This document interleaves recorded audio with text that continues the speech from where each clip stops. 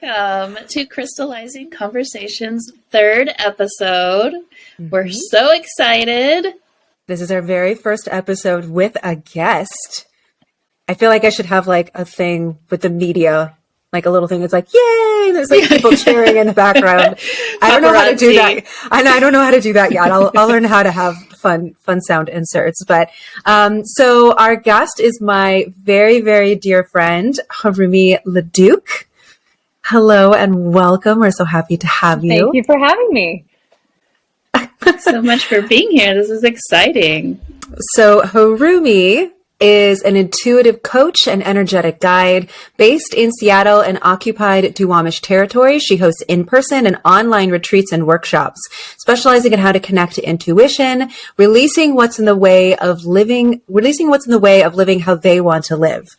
She also offers private coaching for people who want anything from short-term shifts on a specific topic to deep transformation through clearing and healing roots in trauma and stress. And she has many friends who have likened her to Mary Poppins. She's like an intuitive guide with a Mary Poppins twist. I don't think I know anyone who has certifications in more things than Harumi. Like literally anything. She's like, oh, I know how to do that. I'm certified in that. And like, let's do EF, like let's do tapping and let's do like emotion code and let's do this and let's do Psyche. And it's just this beautiful, melting pot of techniques that are used in such intuitive ways. So anyways, we're so excited to have you on the show today. We're going to be special. We're going to be exploring the topic of intuition, since that is really your forte. So my first question, before we really get started, I think that's something we're going to be doing with most of our guests, is just so people can get to know you a little bit. What is a crystal that you are really vibing with or called to work with or have been working with recently? Yeah, there's so many. I mean, I just have to show you, since we've, for those who get to watch, my Hematoid Quartz, which I got at Sage Crystals. Mm-hmm. And this one I feel like is my guardian. It's like sitting over there on the bookcase, sort of presiding over my living room, which is where I spend a lot of space. And it just feels, it's this really powerful grounding crystal that helps me when I'm in stress or anxiety, but also it has many pronouns. She's got this like wonderful, you've got this, like you can do it, you can do it, like cheerleader energy for me.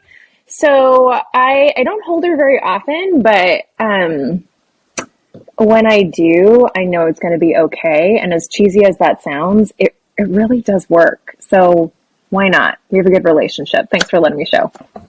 I love it. And she is a she. I guess, yeah. From like the crystal formation aspect, the feminine are the more cloudy versus the high clarity.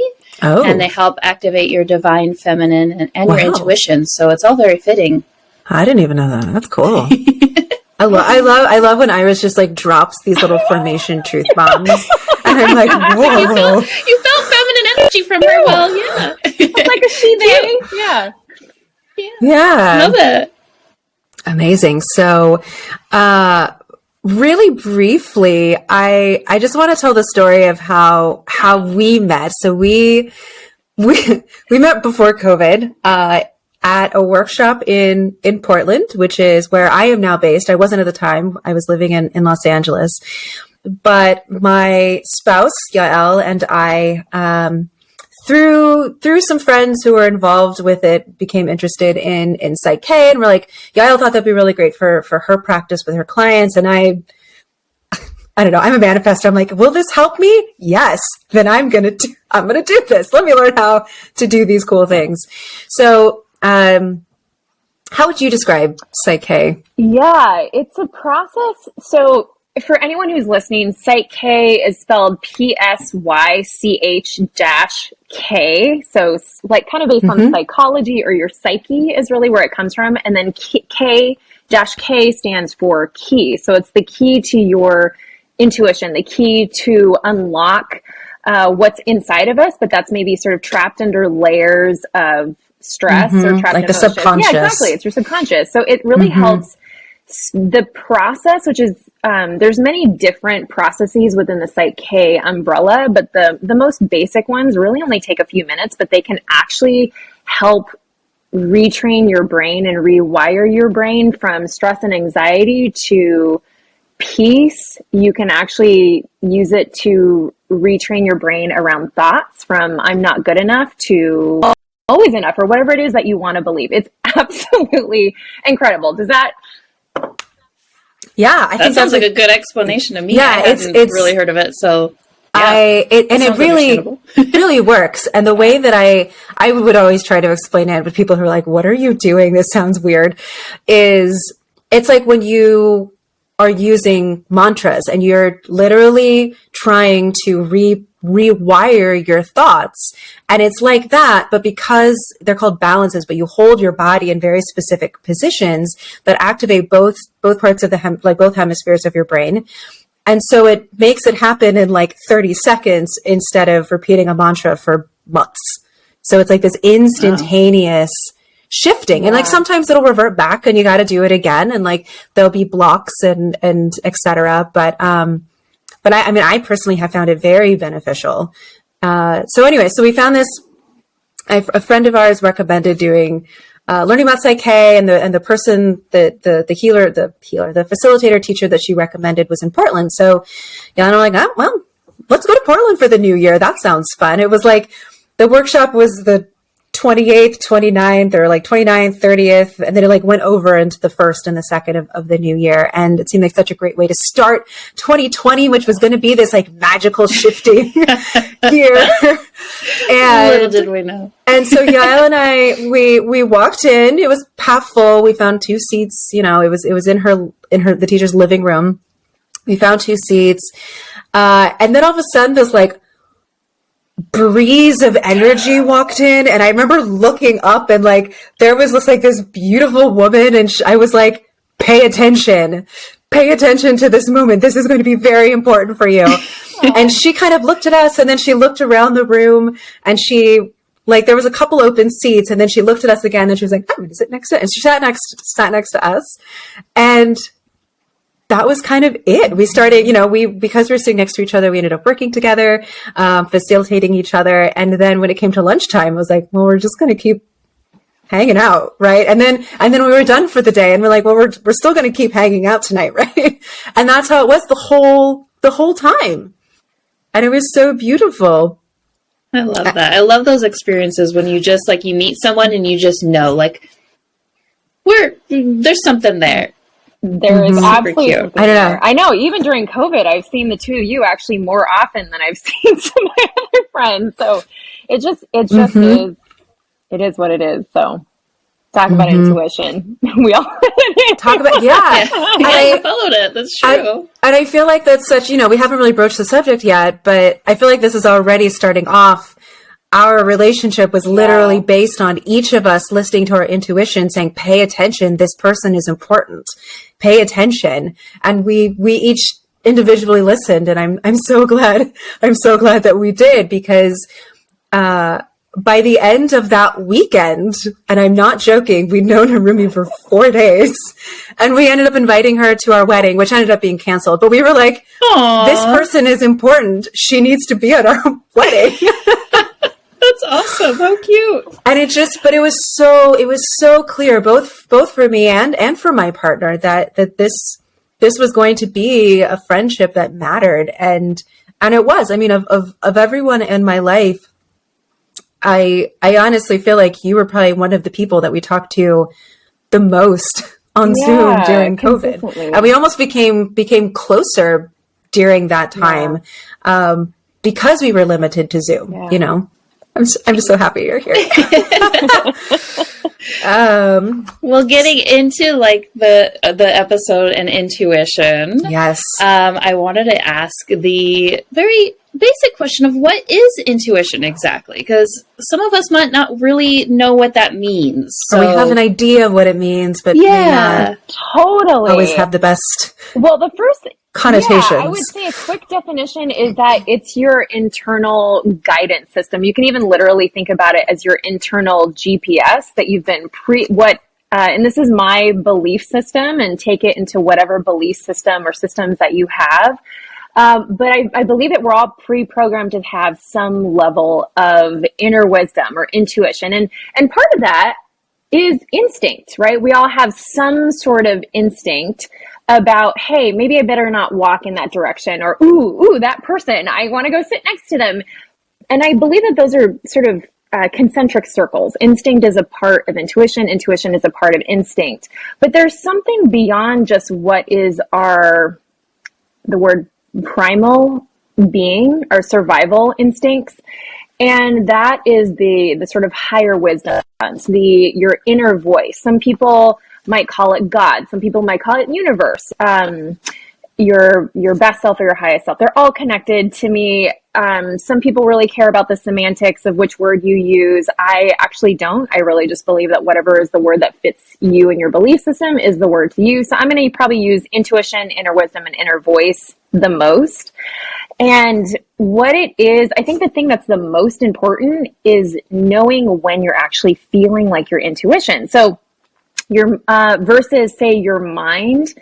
And the mind usually feels like it's that chatter that you have in your mind constantly, like, hey, I need to go add cereal to the grocery list, right? There's nothing wrong with that. It's great. It's like, ooh, I better go tie my shoes, and time to go to the bathroom. And it's also that negative chatter that says, oh, I should have done more things by the end of the day. Why didn't you do that? You're not good enough. And just keeps telling you about all the reasons why you suck. Now, some of this comes from us. A lot of this comes from programming, societal programming, whether it's also literally oppression. You don't belong here. Those are layers that belong to the mind. Whereas your inner voice, your inner wisdom, your intuition is, when you're in it, you'll know because you may have more of a sense of peace. You might feel more grounded. You might can even hear my voice changing just talking about it. Like, you might feel this sense of it's okay. I've got this. Or, I don't have it in this moment, but here is potential next steps. Intuition can say, hey, it's okay. I've got you, to here are some actual next steps to take. And it's the part of you that feels like you're at home with yourself. I think that's actually where I feel most grounded, is when I'm connected to my intuition. I feel at home in my body. I feel at home in my mind. I feel at home on this planet and in the present, instead of wishing that something were different. We all know that it's healthy for us to be, the present is in the present. But it's so much easier said than done, right? Totally. Yeah. So, lifelong lesson. Yeah. Right? So how did you get into this type of work? How did you become like a specialist in intuition? Well, you become a specialist by totally not being a specialist whatsoever. I mean, I felt like growing up, all these kids knew exactly what they wanted to be and like how they wanted to dress. And I am just trying to stay neutral, just trying to float by, trying to be seen in some way, or maybe trying to be invisible in another. And I truly believed for the first 2, possibly even 3 decades of my life that other people had some sort of like microchip in them or something that showed them what to do. And now I use the word intuition. I wouldn't have really known it back then, but people might say, follow your gut. And I literally thought, what the heck does that mean? The only thing that my gut tells me is that I'm hungry or that I've eaten too many snacks. I don't know what this means.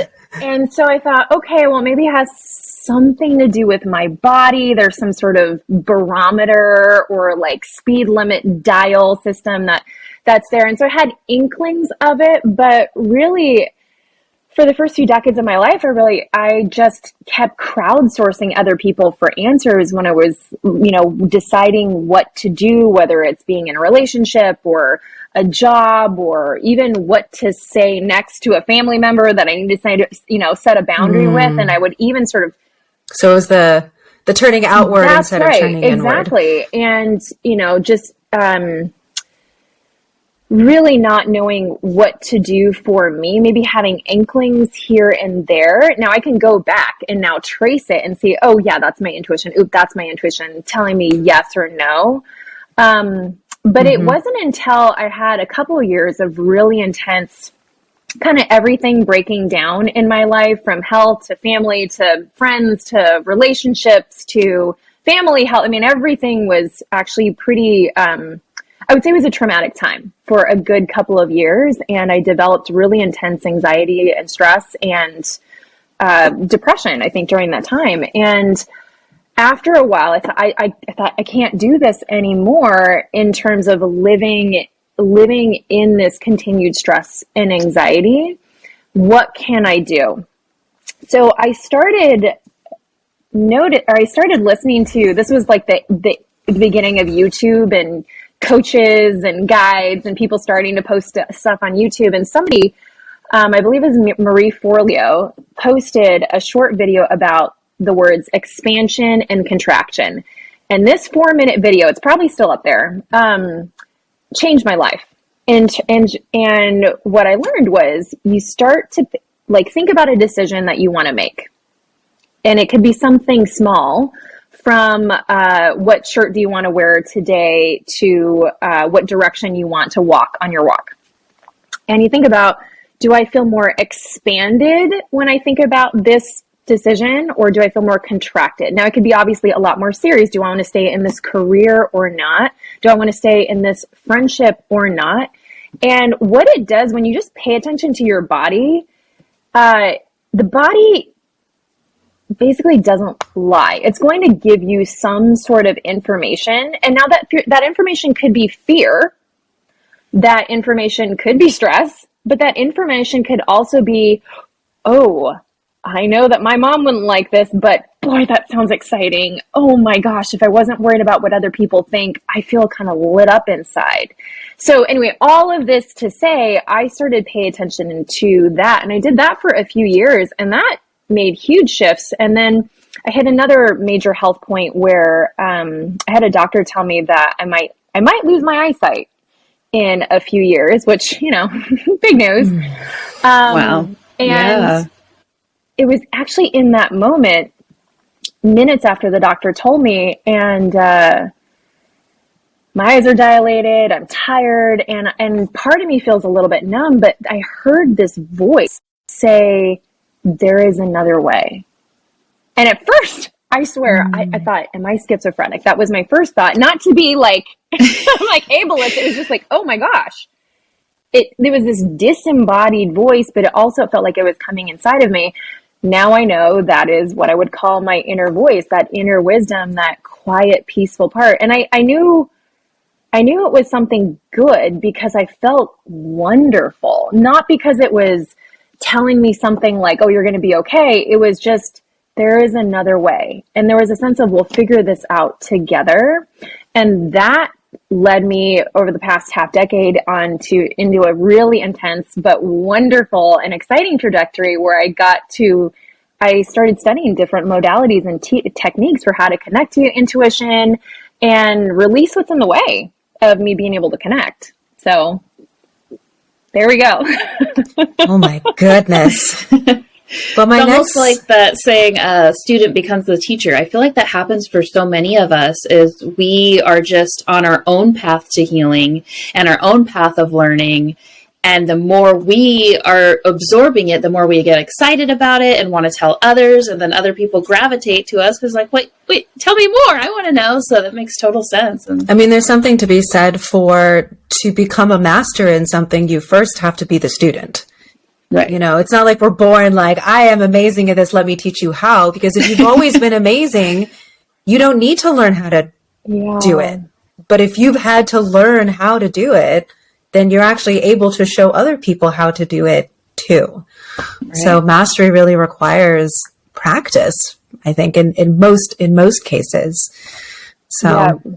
My next question was going to be on how did you first connect to your intuition, but I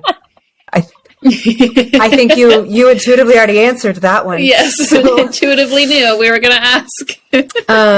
So I would love to hear just if it's possible to be brief, but like a brief summary of all of the different modalities that you have really delved into, especially because, our listeners may not know what some of these things are. And so maybe you just explaining it a little bit will help them like, oh, that actually really sounds delicious to me. And that makes me feel expansive. And maybe this would be helpful because there's so many different modalities that you specialize in at this point. I think I would put them into a couple of different categories. So there's a couple in particular, and one that's really coming to mind called inner voice facilitation that I learned through my mentor, Jess Bella Lively. You can look her up on Google. She's got a fantastic certification course on how just to listen to your inner voice. And you don't have to follow that process, but it's a very easy way of tuning out, like turning down the volume on the voices in your head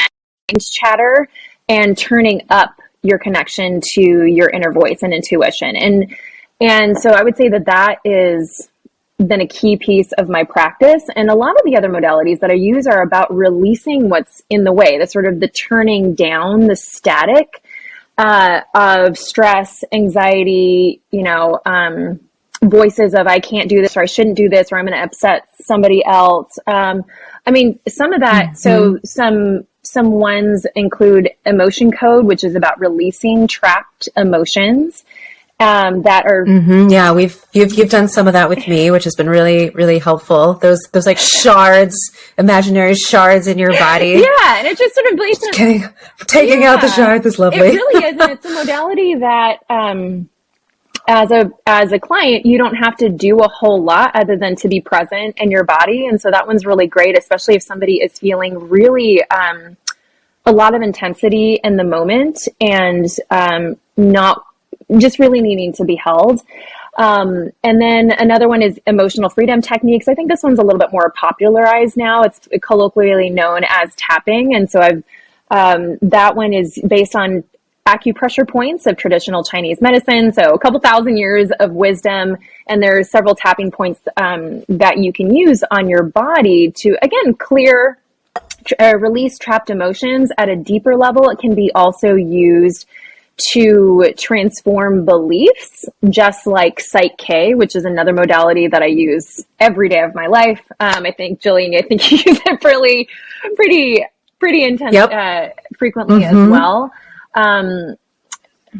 Those stress release balances every time. Yeah, within seconds. I probably use them like once or twice a day. Yeah, within seconds, you can help transform the body from being really agitated to just feeling a lot more calm, or at least turning down the dial. Over the last few years, I have really opened myself up more towards psychic mediumship, which my mind was just kicking and screaming against that. I thought it's too weird. Other people can do that, even though another part of my ego was like, hey, maybe I can do that. But what I realized was some of the messages that I got intuitively about my eyes and the eyesight was that I wasn't tuning into my third eye, literally. And so it was showing up. You were blinding yourself. Yes, that way. And I looked back on child and I thought, ooh, I remember having some moments where I could sort of see and feel things, whether it's emotionally or energetically or beings. My mom told me recently about a couple stories where I'd sort of predicted some things, whether it was in my dreams and, like pretty big shifts in our life around that. And I had no clue that I had done that. So, for anybody out there who is resisting that, it's okay. It's very normal to resist that level, that kind of intuition. So do it when you actually feel ready to hold space, because it can be a lot to open yourself up to other beings. Anyway, those are some of the techniques that I probably use the most, among others. I mean, human design, I think I is another one that's not specifically around. It's more of a blueprint for or a roadmap for how you can tune into your own energy and how to best use your energy and the ways and to better understand the ways that you may have been conditioned. Speaking kind of keying into that, I would love to hear how you have found different people experience intuition in different ways.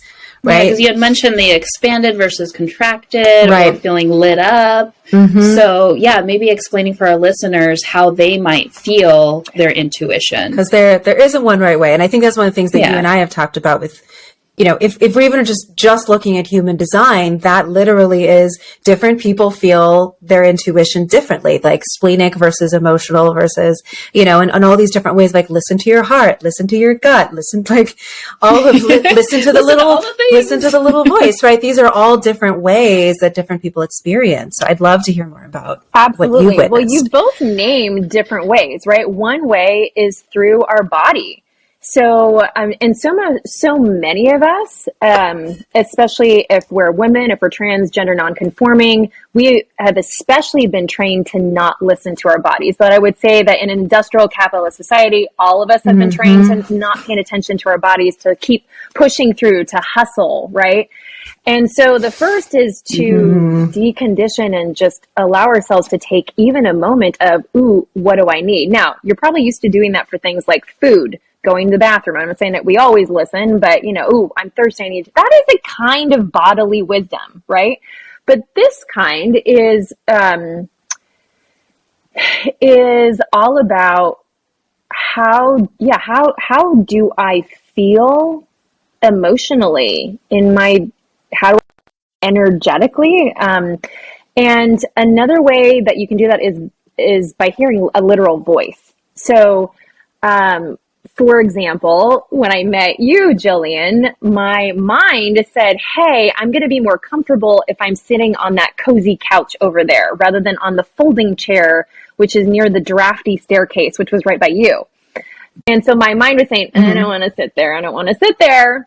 But my intuition said, it is important that you sit there. And I remember like feeling those words and hearing that. So you could literally hear words, just like you hear words in your mind, right? All day long. Right. And then you can also feel it kind of like a download. And sometimes you get both. Sometimes people might get intuition from hearing a song and I mean, we might say, oh, you're just hearing a song. But when when you're like, oh, wait. Those words are really hitting me right now. You know, it can speak to us through different messages. It can, I would say those are sort of it can show up through visuals. Another huge one is visuals. Whether, so when I'm connecting to my intuition, I might get an image that shows me, something often metaphorical. It might be quite literal, like, hey, go in that direction. Or, hey, you want a parking spot? I use it for parking spots all the time. Like, hey, you might want to go turn to the right. There's a spot kind of over there, and 90+% of the time, it's true. I know, it's so weird. It can work. With practice, it can work. Anyway, those are just some of the ways that you can use that. Would you say, because I work a lot with oracle cards, and I feel like when I'm working with them, it's just like every single one I pull, it's like sometimes I'm literally crying, like, oh, I so needed to hear this. So I would say that's also part of your intuition of knowing which card to pull, which is what you needed to hear in that moment for that day. Absolutely. Cool. Just another way that we can tap into our intuition. Anytime it feels like this is right. Ooh, right? That kind of response or a peacefulness. Yeah. Mm-hmm. Peacefulness or maybe even excited. Because we talked about that lighting up. So it's like, ooh, this exciting, like us doing this podcast. Like, ooh, this is exciting. Exactly. Yes, this is I do want to do this. Is it? Is this juicy? That's going to be my new thing I ask myself. Is this juicy?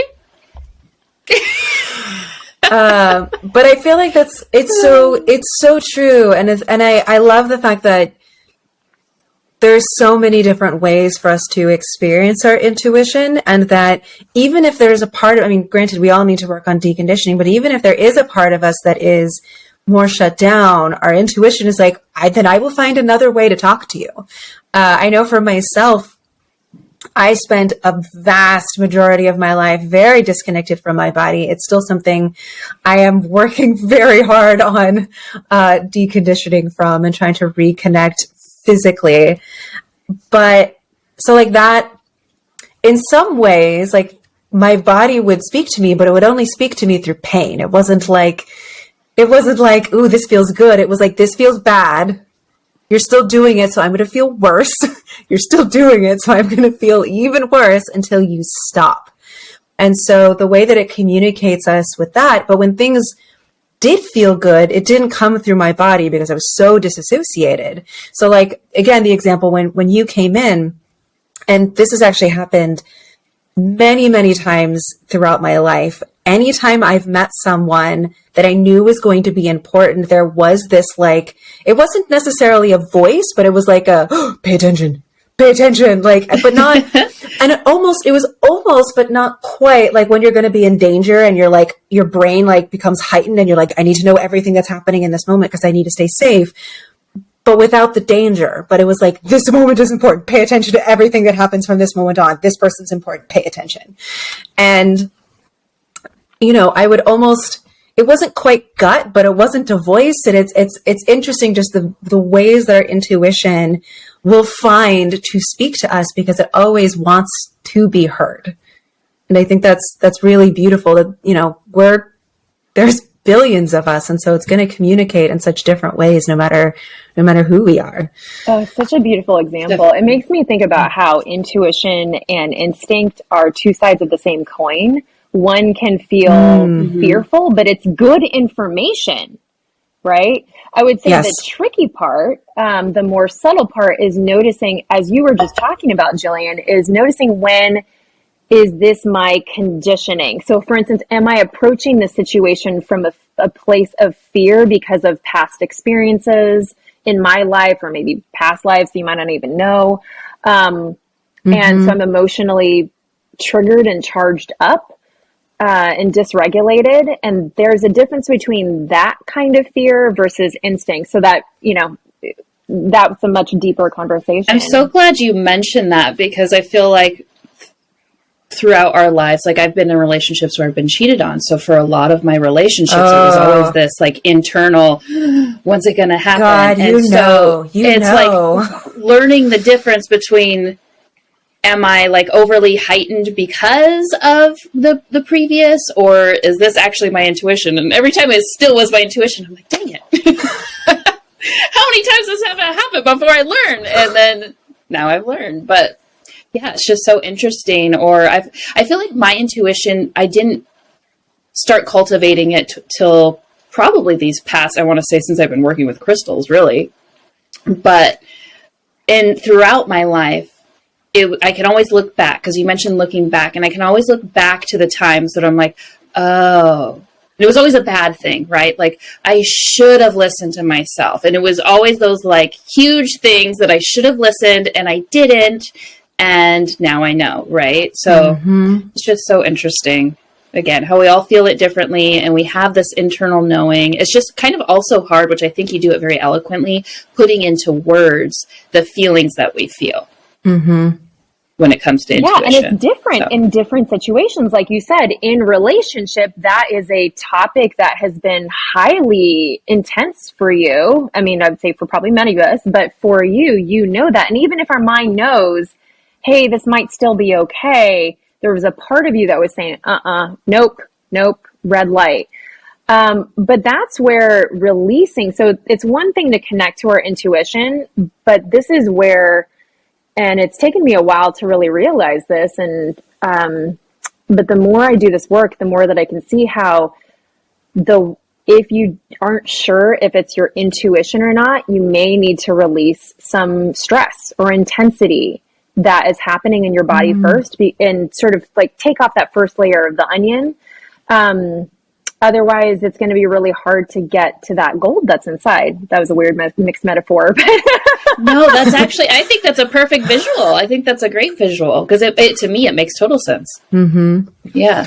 So how did you begin helping others connect with their own intuition? How did that shift happen of I'm working on myself, I am peeling this onion, I am getting to that gold, I am becoming more aware of my own inner voice? How did that start to shift to, oh, I can actually really help people with this? Absolutely. How did that happen? Yeah. Well, part of it was that I couldn't stop talking about intuition or it's like us and yeah, rocks. releasing. Yep, right. Exactly. Yeah, I got into crystals pretty intensely for a while, or just, anything having to do with emotional work. And actually part of this really started with my own journey, my own racial identity journey, which, so I'm mixed race. My dad is a white boy from Portland and my mom is from Japan. And I mean, she's lived here almost all of her adult life, but I grew up multiracial in the 80s and 90s when it's still sort of exotified. I'm light skinned, so I have a lot of privilege. But as you can see from my name, I'm going to be otherized or exotified pretty quickly, however consciously or subconsciously. And so always feeling like I never really belonged here or there. That was also hitting a sort of coming of age multiple times with my own comfort with myself was a huge part of that journey. Anyway, kind of fast forwarding, I need to just really thank that journey because that helped me pay attention to, when other people exotify me or tell me to go back to Japan, I should have said a trigger warning for that. When they say things like that, is that really about me or is that really more about them? And anyone who's been involved in any sort of identity work, whether it's around race, gender, religion, or anything, probably understands how your intuition, which is going to keep guiding you back to yourself and who you really are and what you really need is a huge part of the journey. So I need to acknowledge that has been a huge part of connecting to my intuition and then connecting to other people who are multiracial, and connecting to each other through that. Then going back to specifically intuitive and energetic work, I knew fairly quickly that I didn't want to keep this all to myself. I thought, wow, everybody needs to know about this. And I was nervous I didn't want to proselytize. I wanted to share.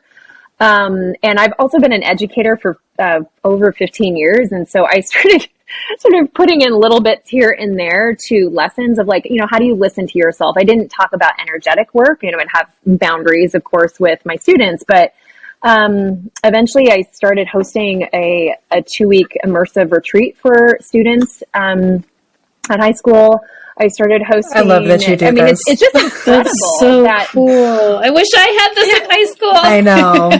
They're amazing. They're absolutely amazing because they understand. I would say this generation in particular really understands how it is critical for them individually and us collectively to even help save our planet, that we need to get to what is actually really important. And that's what our intuition can help show us. And then I just started doing kind of concurrently some one-on-one sessions here and there. And then since then, over the last couple of years, started doing more retreats or workshops and sharing what I can on Instagram so that, you can only share little bits, but I want as many people to have access to this as possible because it not only helps reduce pain that is unnecessary from our mind, but it helps us connect to what is really ours and what belongs to somebody else or what belongs to societal conditioning. I love that. If you can't see us right now, we're just nodding, yes. Just nodding. Yes. And there's so much more I want to say, but I'm save this for another episode. No, give it away now. Yes. All the feels. I love that. Thank you. So I feel it. What are some of the ways that people can start tapping into their own intuition? I know we've talked a bit about like how it could feel or present itself in the body or in the mind or emotionally, but what are some of the ways if someone is just starting off and is like, I have no idea, I don't understand this, but I want this? What are some like really simple, practical ways that people can start connecting to their intuition? Absolutely. So, I mean, let's just review. So the educator and me said, actually review what we've already talked about. So we can get it in our minds and bodies. And so you can sort of follow along and try this activity, pause as you need to. And so let's just go back to that really, to the exercise of expanded and contracted. So, okay. I mean, get comfortable. Yeah. So go ahead and think about a decision that you want to make. Now, it can be as small as, hey, here's what I want to cook for dinner tonight, or order, or have for tomorrow. Or it could be something bigger, like, hey, I'm thinking about, or medium size. Hey, we're thinking about a podcast episode about blank. Or do I want to connect with this person on Friday night? So I should say one caveat is that with this activity, it can show you what you want or what is best for you and for your highest self in the moment. But if you might do the exact same activity tomorrow in 24 hours from now and get a different response, there is nothing wrong with you, but I just wanted to put that caveat out there. If you're like, I'm getting different responses, it's like, well, yeah, you maybe shifted and maybe you've released some stuff, or maybe you're more open to a different decision. So go ahead and think about that decision. It may be easier to think of something that is sort of smaller to your mind. Maybe if this is your first time doing this exercise of getting a clear yes or no from your intuition, you might want to do something other than, should I stay in this partnership or not? But it's a question. Go ahead and go for it. Okay. So go ahead and think about this decision and think about one option. So one potential option. Now feel in your body. Do I feel more expanded? Do I feel more, whether that's more lit up or peaceful, grounded, at home, maybe in or the juicy. Now it just doesn't feel juicy. So does it feel more that way, or does it feel more contracted? And contracted means that your body is maybe more tense. You might have fear. It might have, a lot of people describe it as, so if they talk about the gut, you might literally have tightness in your tummy, your belly. Some people may feel a heaviness in their chest. I mean, you can feel it in different parts of your body. I've asked this question of clients before, and sometimes they're like, whoa, I suddenly have a weird headache behind my right ear, and maybe, are they actually having a headache? Yeah, probably.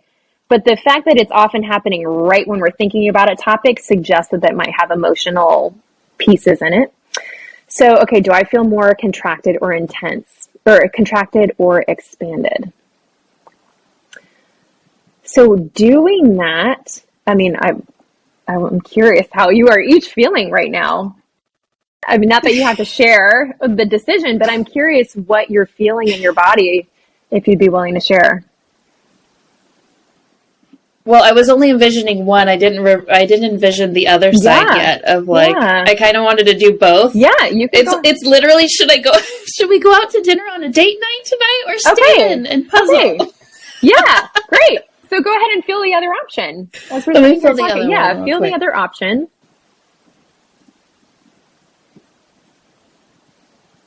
Yeah, it's really important. It can sometimes just take seconds. Sometimes it may take a little bit longer. But knowing that we can do this in just a few moments can be really, really powerful. So it's so wonderful that you're literally taking moment and allowing for the pause and for silence on a podcast. I know, I'm like closing my eyes. You guys are like, come on already. Like, sorry, everybody. If any of you are driving, please pull over right now. Thank you. You're closing your eyes. So when I envisioned the going out to eat, I was actually having a little bit of anxiety, even though I was trying to differentiate, is this anxiety or is this excitement? So when I was doing the envisioning, like sitting at the restaurant, you know, across from each other, versus when I was envisioning us just puzzling together at the table, I felt like calm peace. Like I didn't have that little like stress bubble that I felt in my stomach with the other scenario. Yeah. So beautiful. That was such an important distinction of, hey, is it, because we know that anxiety can feel very similar to the sort of excitement butterflies on on a purely physical level. But there is, I would say that's not quite the same coin, right? That's an uh-oh feeling, like something doesn't seem right. And sometimes, I mean, going out to dinner with your partner sounds lovely, right? To the mind, like, why wouldn't I want to? Normally it's like my number one favorite thing to do. So there you go. But so you could take a moment to, now if we were going to be doing a full-on one-on-one session, I would have you ask your inner voice, you know, what's up with that? Hey, is this anxiety, or, you know, what can you share about this anxiety? And that could leave us on a whole rabbit hole of inner child stuff. Who knows what's going on? But it might not. It might just simply be saying, no, tonight a puzzle just sounds really lovely, and this could lead to a more intimate moment. Who knows? But anyway, Jillian, I'm curious what came up for you. I was thinking, I wasn't doing it at the moment. I was thinking like, oh, I'd really like to practice this tomorrow, because I know when we were doing our prep for this, one of the things we were talking about is starting with like really small things, like which mug are you drawn to in the morning for your tea or your coffee? And I was thinking about that, doing that tomorrow. I haven't really, you know, I think it's something that a lot of us like innately do, or like which outfit am I going to wear today?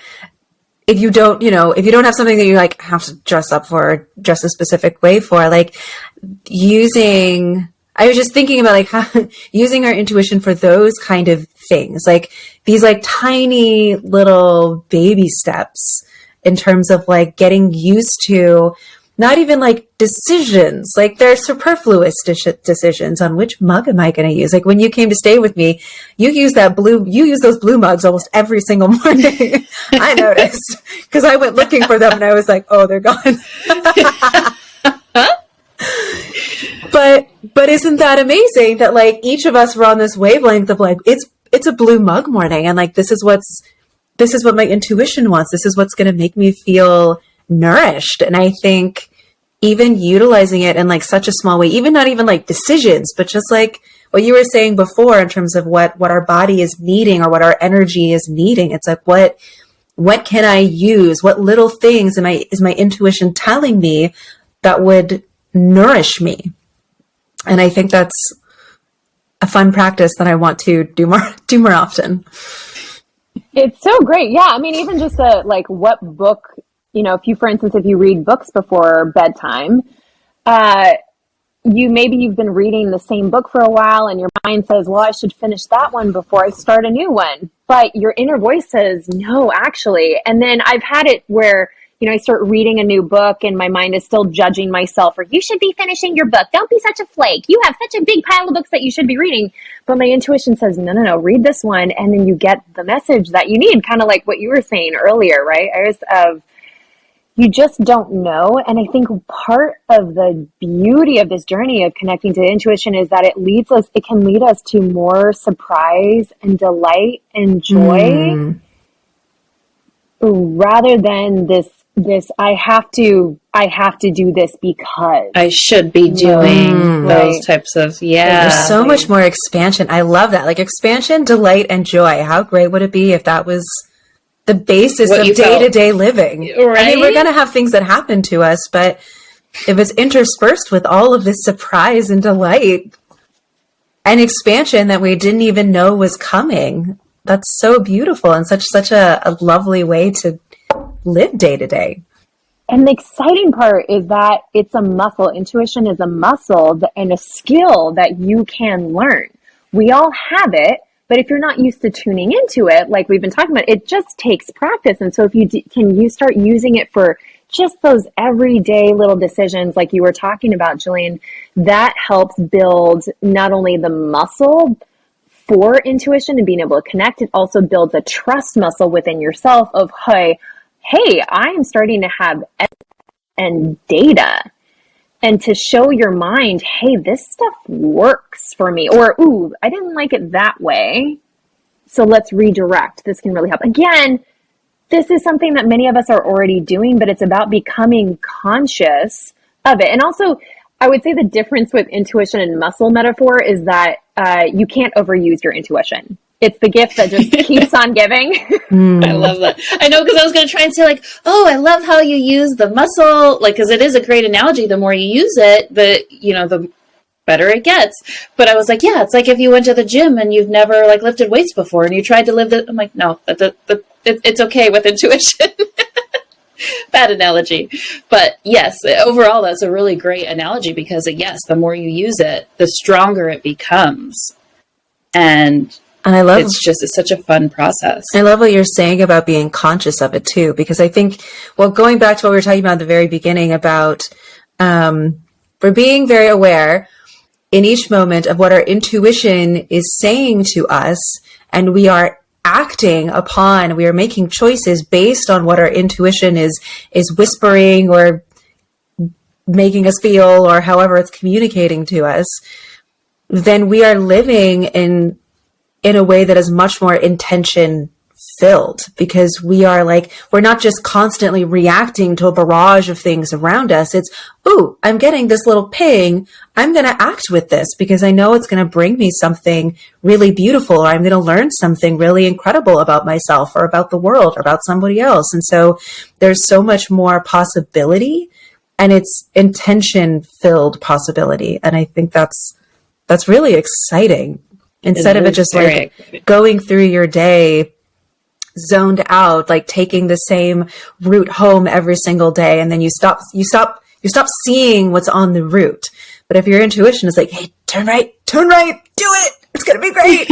And you turn right, and then like, I don't know, you see like this beautiful plant store that you've never saw before, and you go in and it makes you super happy. And there's just so much more to witness when you are coming from a place of intuition and consciously listening to it and making those choices, instead of just doing things rote and no longer paying attention or reacting.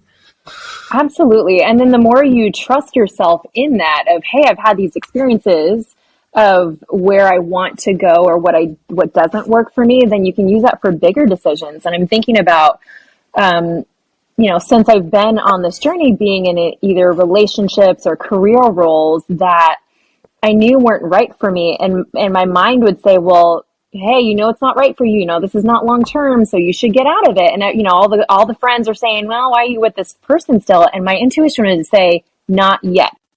Yes, but not yet. And oftentimes we think of intuition saying yes, no, but it's the more you work with it, the more subtle it can be. And, or I'm thinking about recently, I went on medical leave. But I wasn't expecting to. I just had a dear colleague and supervisor who said, maybe this might be the thing to do. And within a couple of hours, I just knew. I thought, oh, this is it. Made the decision. And the very next day, the ball was rolling. Now, in the past, that would have taken me days, weeks, maybe even months to make a decision around that. And I can't tell you how many people have said, oh, it must have been so hard to do that. Like, you don't want to be leaving your students and you're going to be missing the community. And we know how dedicated you are to your students and your coaching clients and all of this and that. And inside I thought, no, this was a really easy decision, because it wasn't about them or about caring for them, right? Because our minds say, oh, you should be staying in a role. It was about needing to prioritize health. And then this has led me on this really beautiful journey. Not that it's been all, roses and daisies the whole time, but it has been an extraordinarily expansive journey the last couple of months. And to know that I didn't have to do this long song and dance with my mind to convince it that it was okay. My mind knew to trust the intuition and knew to trust the inner voice. that said, huge. hey, That's awesome. now it's time. Yeah, so there isn't so much sparring. Like the mind, when my inner voice says something, my mind goes, okay, we're going to grumble for a little bit, but okay. Mm-hmm. Yeah. That's awesome. Yeah, it was, I feel like similar when I had my surgery that I had a few months ago now. I mean, it was my brain was like, you can't do this. You have a company that you have to run. And it just felt like, no. And then I finally stopped and there was this voice, not really a voice, but this deep feeling. For me, it's a lot of feelings. So this deep feeling of you have to prioritize your health. You have to prioritize your health. This will figure itself out. But if you keep going, you will die. So you have to stop. And then I ended up having surgery, and like the surgery wasn't going to happen for months, but all of a sudden there was a cancellation. I found out 3 days before I'm going into the hospital. I had my surgery, and I'm so glad that I did and that I didn't wait, because it ended up being much more extensive damage than we knew. And because I was able to get that taken care of so quickly, because I actually listened and said, okay, I'm just going to trust the universe, and like, oh, here we go. And I hope that things turn out okay. Not only was I able to get that done, I'm now able to heal, but the podcast, I don't think wouldn't have happened if I had just still been like running this rat race of running Sage, instead of being able to separate myself from it a little more and focus on this other thing that was really been calling me since the summer.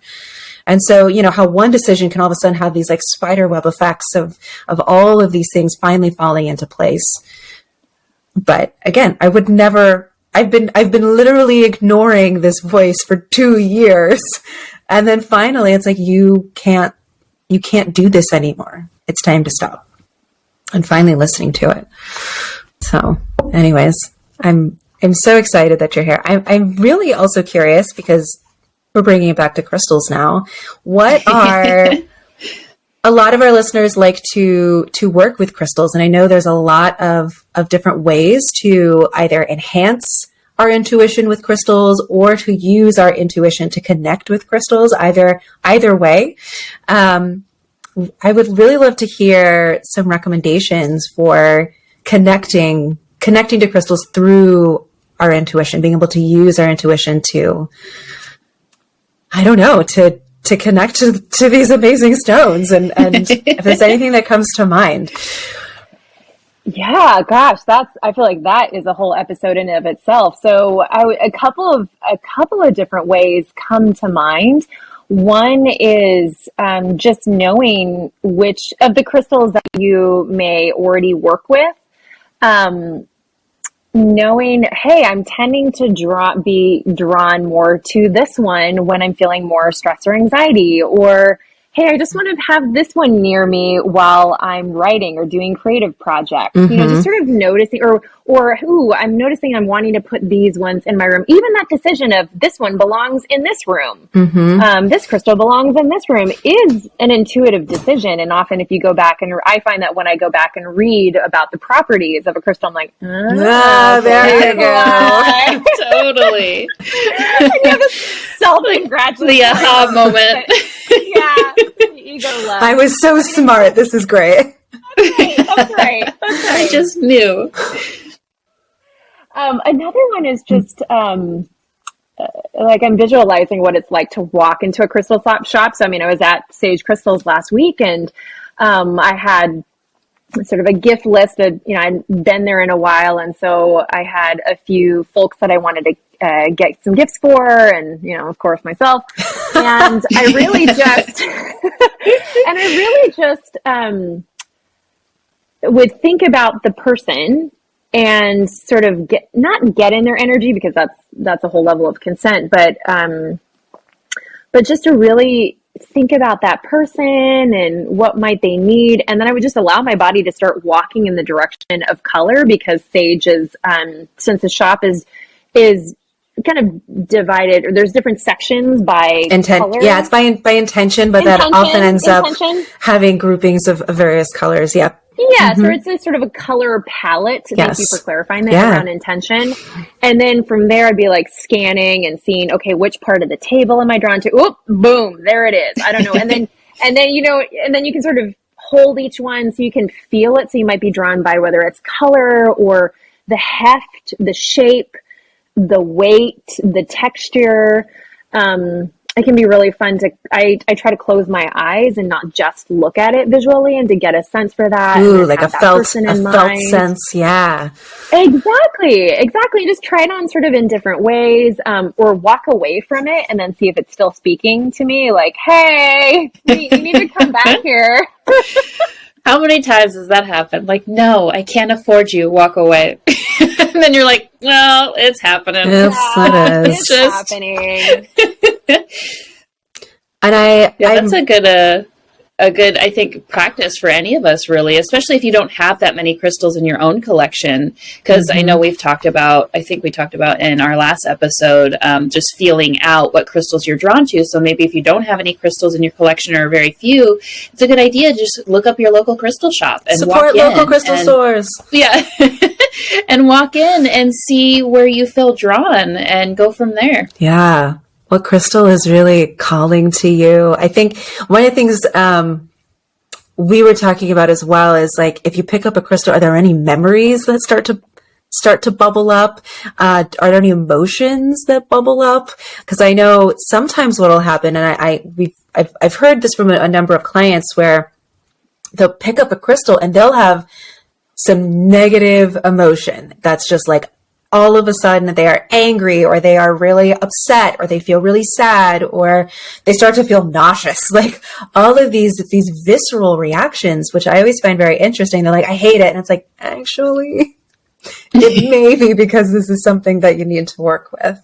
Like having a visceral reaction means that something's going on and it wants the crystals like, hey, I can help you with this. Let's bring it up. Yeah. I would always recommend pairing that with something that feels very safe and comforting. So you've got that to turn to right after, but it's always interesting. And I think happens for most people is like holding a crystal. There is a reaction of some sort, whether it is physical, like for me, like my hands get really, really tingly. Or their hands get warm, or there's emotions or physicality, or I think it's so incredible. Again, the different ways that people experience stones. All right. So Harumi is suggesting to go to your local crystal store and walk around and see what is calling to you. Yes. And the other thing is like, you don't have to buy it. You can just go around and just connect. Like if you don't already have crystals yourself, you can just go and surround yourself with crystals and like just experience, just experiment. You don't have to purchase anything. I mean, I'm sure the store would like you to, but like you don't actually have to pay money for this. You can just like go and experience it. So I love that practice and just going to your local crystal shop and asking, what does this one want me to know? Because if it's coming up, it's so you can, that's a way to connect to your intuition and to the crystal. And I just should say, full disclosure, with my Japanese heritage, I believe that there are spirits or beings in anything. So I believe for me, it feels like literally connecting to the spirit of the crystal. Hence, like, yeah, it's great if I can take it home with me, but we're going to have a relationship regardless. And so what does this want me to know? It's sort of, it feels like the spirit of the crystal is talking to my intuition. And it's like, they're all, all the peoples are talking, all having the a little party. Yeah. Having a little party. And if it's coming up, if they have those emotions are coming up, that's another way of your intuition showing you, hey, just like you were saying, Jillian, it's ready. It might not feel great, but it's actually safe and ready to be seen. And in fact, it actually wants you to be seen, and that this crystal is here to be your guide to walk with you in that journey that might be tricky, but it's okay. That's beautiful. That's so beautiful. I love that way of working with crystals. We just talked in our other episode about working with crystals. That's a beautiful way. And it's a beautiful way to envision, even if it's not necessarily something we believe, but just to envision it, use our imagination and think of the crystal as having its own spirit and having that communication. I think that's beautiful. I like that idea. Whatever works for you. If it doesn't, if all this feels like, ugh, I don't want to do that, great. Try something else. That's your intuition saying this part doesn't work. Yes. Exactly. So I know that Iris and I have kind of curated a little list for those of you who are listening in who want to explore more of their intuition and are curious if there's any crystals that can support that. This is something that we'll be doing as we do future episodes and as we explore different topics with future guests. We'll be attempting anyways to be bringing in the crystals that can really support the type of work that we are exploring in each episode. So for today, because we are talking about intuition, I know that there are a number of crystals and formations that can really support this type of work. Would you want to talk about formations first? Yeah, I would love to. I just did quick little blurb. I chose 3, just quick little blurbs on them. Love it. So hopefully, okay. So the first one we kind of already talked about, which is feminine crystals, and they're crystals that have more of like a cloudy, milky, you can't really see through them appearance, and they help connect us to our divine feminine. And divine feminine, it's a lot of things, but one of the main things is our intuition. So working with a feminine crystal is really going to help you cultivate your intuition. Another one is hydrothermal etch crystals. So these are crystals that they formed, but as they were still on the ground over millions of years, they were etched by extremely hot water or acid, depending. But they look really unique, and not to plug or anything, but if you've never seen one, go to my website, irisunique.com. I have an encyclopedia. It's under etched hydrothermal, but they have these little caverns and really cool etchings, and it's caused by the hot water dissolving away molecules from the crystal, but they help you to develop and cultivate your own intuitive abilities and are wonderful tools for when we need help making decisions using our own yes-no. Or I like how you use the expand contract. And then last, this is a very, very rare formation, but if you're blessed to have it, trigonic record keepers. Oof. And they are a type of crystal that has an upside down triangle on the face of the crystal. They're very rare, they're very powerful, but one of the many things they do, because when it comes to record keepers, I could probably talk for like hours. There's just so much That'll be a future episode.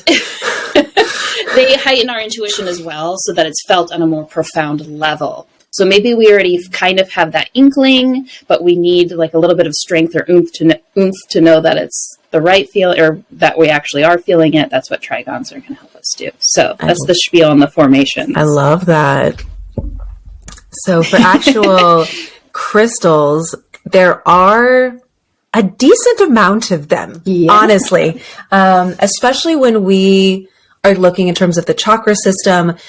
A lot of crystals that help us tap into our intuition tend to be either brow chakra crystals or crown chakra crystals. So all the ones that we'll be talking about in just a second, almost all of them fall into these two categories. Now, not all of the crystals associated with these chakras are intuition, but a lot of them are, including a lot that are not. I'm not even mentioning because I don't want to talk for 30 minutes on this. So just this episode is long enough. So some really, some ones that are really well known though for enhancing our intuition or helping us be more aligned or in tune with our intuition. There are some that are more rare and more expensive. There are some that are less, they're, I guess I should say, more common. One of the most common ones, again, tuning into that feminine aspect of ourselves, is moonstone.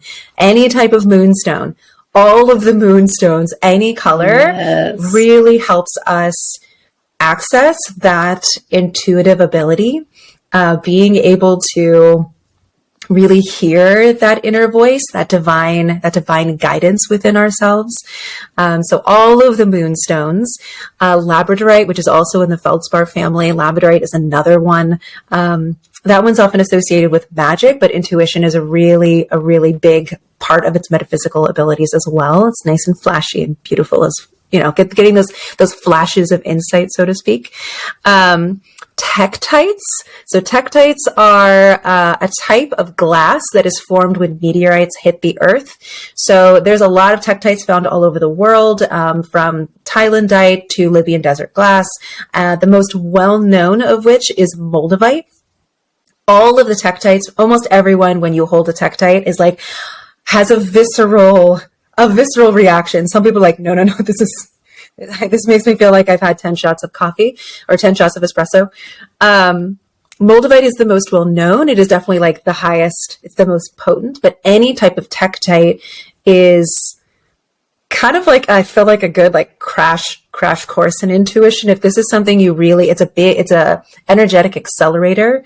So if this is something that you like, I want to completely immerse myself in, tektites might be a good one to look at. Just make sure if it's your first time working with a tektite, you pair it with a nice grounding stone, so you're still in your body. You don't want to like leave your body. So just a little caveat. Just make sure you have like a nice grounding stone with you if you're working for the first time. A few other ones are iolite. Iolite is often found paired with sunstone, but iolite is another just beautiful crystal for intuition and guidance. Fun fact, it also has this very interesting like I forget the term, but basically the way that it looks like in different angles of light makes it have different colors. And it was actually used as a navigational tool by Vikings, like thousands of years ago, because the sun like would be shine, like they could tell what direction they were going on cloudy days because the sun would be shining from different angles. So they knew whether it was purple or whether it was kind of a yellowish brown, which way the sun was shining. And so they could navigate. So there's always been this like inherent guidance that's been associated with iolite. It's also a very good dream stone. Which is very intuitive. We didn't really talk about dreaming, but yes, we have to do another episode. But anyway, not to detract. I have like a really fun example here. I've got lavender jade or purple jade is a great intuition stone. Merlinite, shadokite, lazulite, and lapis lazuli, kyanite, blue apatite, and white topaz. So we've got a lot of crystals here, but I just want to kind of like list them because if you have any of them already, then smart. You can already just take what you've already got. You can take your kyanite. I've got a raw and a polished kyanite here, but you can take what you've already got and then just start working with it. And again, you're using your intuition. So being able to connect with the crystal, letting it know like, hey, I want to work on this. Will you help me? And using your intuition to also pick from your own crystals, which one wants to support me. Maybe it's not even one on this list. Maybe your intuition is really emotional based. And so for you, it's a heart chakra stone. You know, everyone is different. So you do not have to abide by my list. My list is by our list. My list is like helpful suggestions. But of course, we want you to use your own intuition when you are working on your own intuition, because that is most important. Speaking of working on your own intuition, we are very excited that Harumi has an offering for all of us. Yes. Some soul work. So I don't know if we've actually talked about too much our soul work, but our soul work is essentially a way for us to get to know our guest speakers a little bit better, the gifts that they offer, as well as for our listeners to really embody the topic that our guest is speaking about and actually do a little bit of soul work or quote unquote homework in conjunction with that. So Harumi, can you tell us a little bit about what you're preparing? Absolutely. Yeah. So I have this course, You've Got Intuition. I've done it in different forms, in smaller forms, in workshops and retreats. And so what I really wanted to offer your listeners is a chance to go a bit deeper by learning another technique or set of techniques to help connect to your intuition beyond the expand and contraction. And that way you get a little taste of how to actually apply it in real life. And so what you'll be getting is a PDF to follow along if you're somebody who likes to journal or sort of think things through. And then also, because I've got my educator background, I'm like, everybody learns differently. So you'll also get a video/audio that you can follow along. Instead, you don't have to do the PDF. Do what works for you, so that you can practice deepening your intuition, but learn another tool or two along the way. I love Amazing. that. I'm so excited to do it myself. Mm-hmm. So that'll be available on our website, which is crystallizingconversations.com. And Harumi, is there anything that's coming down the pipeline? Anything that you are working on right now? Are you still offering one-on-one sessions in case people are really, really loving your energy and want to work with you more, or want to be guided in their intuitive abilities and releasing these things that are stopping them from living a fully intuitive life? Yeah, absolutely. So I do currently offer one-on-one private coaching sessions or guided energetic sessions. And those are, the cool way of talking about it is that's the sort of Mary Poppins bag. We'll use whatever you need, whatever techniques you need to connect to your intuition, really, and release what's in the way. And that often involves clearing and healing trauma, whether it's intergenerational, whether it's from your life. This is not talk therapy. I'm going to make that really clear. It is very much a complement to that work, but it's about harnessing the power of your intuition in your body so that you can actually start living the life that you want, while recognizing that we're living in oppressive systems that, can really hold us down and weigh us down, but there's so much more agency that we can have. So that's the kind of deeper work that I do with my clients, and I have these are bespoke sessions. So what I'm actually offering are 30-minute consultations, free consultations. So you can just pop onto my calendar, follow the links on the website or Instagram, just to meet, see where you're at, talk about where you're at, what you need. And then we would actually both use our intuition to build a package that works for you, whether it's a short-term shift that you want to make, or a deeper transformation of like, oh my gosh, I cannot believe my life is like this type of vibe. I would say the other offering is I usually have some sort of workshop or mini retreat, monthly,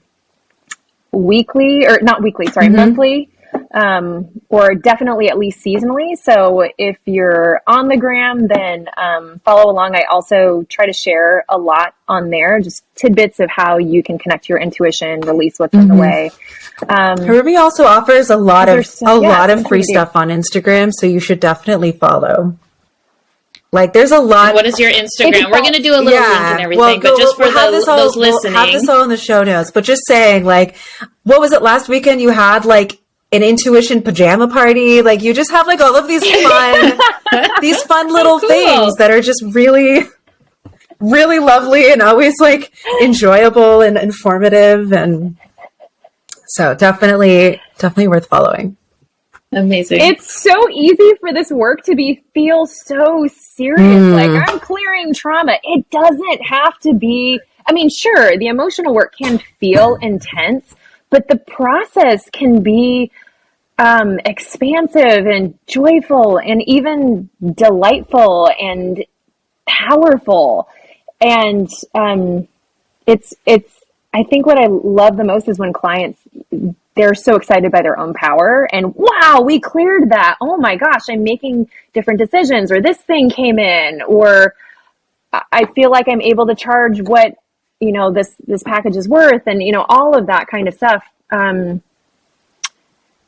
Yeah, you've got intuition. Just, you don't need to judge yourself if you haven't gotten to connect it to it before. You can learn that skill. That's amazing. Amazing. So, well, thank you so much, Harumi. Jinx. Thank you for having me. This has been so fun. I'm so excited for all your listeners to be on this journey, and those crystals you talked about are just, beautiful. Thank you. Yeah. Well, if you did enjoy this episode, make sure to let us know via our website, our Facebook group, as well as our Instagram, We want to hear what you thought of this episode with Harumi. I have a feeling everyone's going to be ecstatic. You can find this on Spotify, Apple Play, YouTube, and at crystallizingconversations.com, where we'll also have the soul work for this episode. Be sure to follow us on Instagram and on TikTok at Crystallizing Conversations. And we really do want this to be a community. So if you enjoyed your time with us, we would love it if you would share this with your friends, which is absolutely the best thing you could possibly do.